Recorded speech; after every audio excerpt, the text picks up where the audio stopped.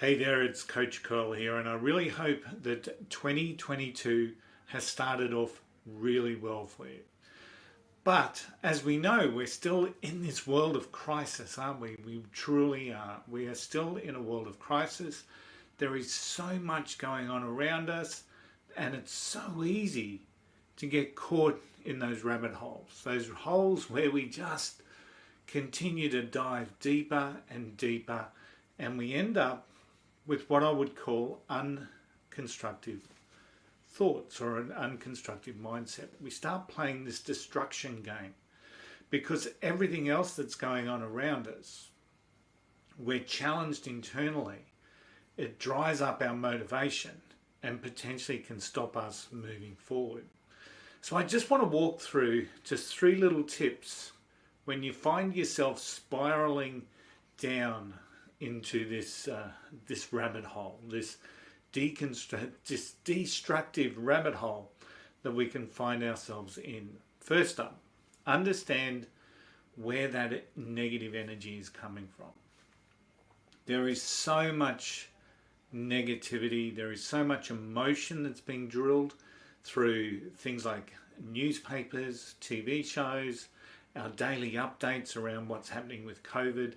There is so much information that just doesn't seem good. It just doesn't seem positive. And that has a negative impact on so many people. So understand where your negative energy is coming from. Is it because you're working from home and you're not being able to connect with your work friends or your workmates? Is it because you've lost work because of this continuing crisis? Is it because when you find yourself on social media, and people on social media have so many different viewpoints and opinions, do you find yourself getting into this negative bubble, this negative spiral, this negative rabbit hole that many of us just seem to be falling into? So understand where your negative energy is coming from. Is it from the news? Is it from the radio? Is it from Twitter? Is it from Facebook? Is it from social media in general? And understand that's a choice that you're making when you listen to the news, when you listen to opinions, when you are creating negative energy for yourself. That's always going to be a choice when we've got the ability to turn things off. So understand where your negative energy is coming from. And then having the ability, step number 2, is to turn that negative energy into a positive. Now, for those that have ever read Think and Grow Rich, and there's millions of people around the world that have read that particular book. So there is also a large range of people that have never put any of that into action. But they talk about a specific type of energy there within that book.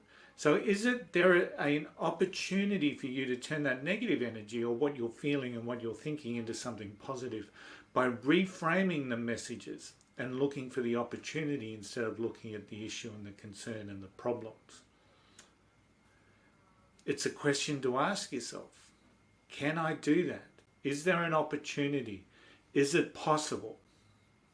And once we know that, it's a lot easier to actually start shifting that mindset. So look for the good in the situation. Look for the good in the situation.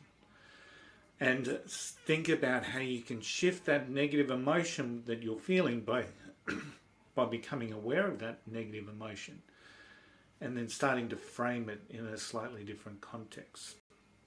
And the last aspect that I just want to talk about is we still need to be realistic with this. So we've got negative emotions that are coming from somewhere. We want to identify that. We want to understand that. We want to look to reframe that negativity into a positive wherever we can. But we also need to be looking at the realism that's happening in the world. So to frame that negativity into a positive that's far-reaching and over-enthusiastic and over-optimistic is probably going to set you up for failure. So think about what it is that you can ultimately do within this. And can I tell you, there is so much more that we can be doing when it comes to framing our thoughts to the positive. What do I have control over? What can I do? What should the next thing that I do? What's my next step? What's my first step? So when we're finding ourselves going into these negative emotions, driven by usually some level of external circumstance, shifting and reframing that into a positive, but doing it from the realistic sense of what is it that I can do? What can I do right now that's going to be positive for me, my family, the people that I care for, and not a negative spiral? I hope you've taken something away from this quick video today. Thanks for tuning in. I shall see you as soon as I will see you again. Thanks for tuning in. Bye for now.